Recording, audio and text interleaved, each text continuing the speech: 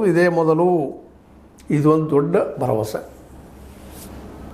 17 ಶಾಸಕರು ಒಪ್ಪಬೇಕಂತ ಹೇಳಿದರು.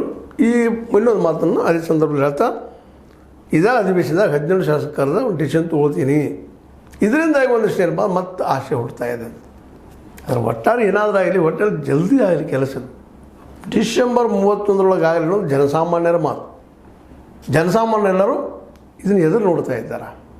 ಯಾಕಂತಂದ್ರೆ ಎರಡೂ ಭಾಗದ ಜನರಿಗೆ ಈ ಜಿಲ್ಲೆಗಳಾಗಬೇಕು ಅನ್ನೋಂಥದ್ದು ಮತ್ತು ತಜ್ಞರ ಅಭಿಪ್ರಾಯನೂ ಹೌದು, ಭೌಗೋಳಿಕ ಆಗಿರ್ಬೋದು, ಇನ್ನೊಂದು ದೃಷ್ಟಿಯಿಂದ ಆಗಿರ್ಬೋದು, ಮತ್ತು ಇಲ್ಲಿ ಆರ್ಥಿಕ ಡೆವಲಪ್ಮೆಂಟು, ಸಾಮಾಜಿಕ ಡೆವಲಪ್ಮೆಂಟ್ ನೋಡಿದಾಗ ಇವೆರಡು ಜಿಲ್ಲೆಗಳಾಗಲೇಬೇಕಂಥದ್ದು ಅನಿವಾರ್ಯ.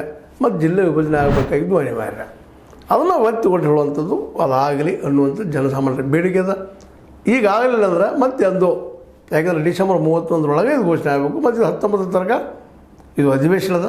ಅಷ್ಟರೊಳಗೆ ಇದೊಂದು ಆಯ್ತಪ್ಪ ಅಂತಂದ್ರೆ ನಿಶ್ಚಿತವಾಗಿಯೂ ಸಿದ್ದರಾಮಯ್ಯ ಕೊಡಗೆ ದೊಡ್ಡದಾಗ್ತದೆ ಎರಡೂ ಭಾಗದ ಜನರಿಗೆ. ಎರಡೂ ಭಾಗದ ಜನ ಇದನ್ನ ಎದುರು ನೋಡ್ತಾ ಇದ್ದಾರೆ, ಜಲ್ದಿ ಬರಲಿ ಅಂತೇಳಿ.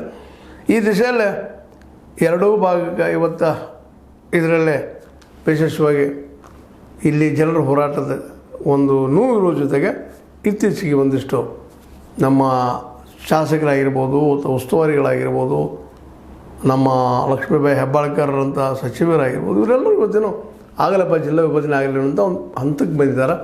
ಮತ್ತು ಇನ್ನೊಂದು ಭಾಳ ಗಮನಿಸಬೇಕಾಗಿದ್ದೇನಪ್ಪ ಅಂತಂದ್ರೆ, ಬೆಳಗಾವಿ ಲೋಕಲ್ ಲೀಡರ್ಗಳ ಸಹಿತ ಇತ್ತೀಚೆಗೆ ಮೌನ ವಹಿಸ್ತಾ ಇದ್ದಾರೆ. ಅದು ಸಂತೋಷದ ವಿಷಯ. ಯಾಕಂದ್ರೆ 96-97ರಲ್ಲಿ ನಮ್ಮ ಜೆ ಎಸ್ ಪಟೇಲರ ಕಾಲದಲ್ಲಿ ಬೆಳಗಾವಿ ಮತ್ತು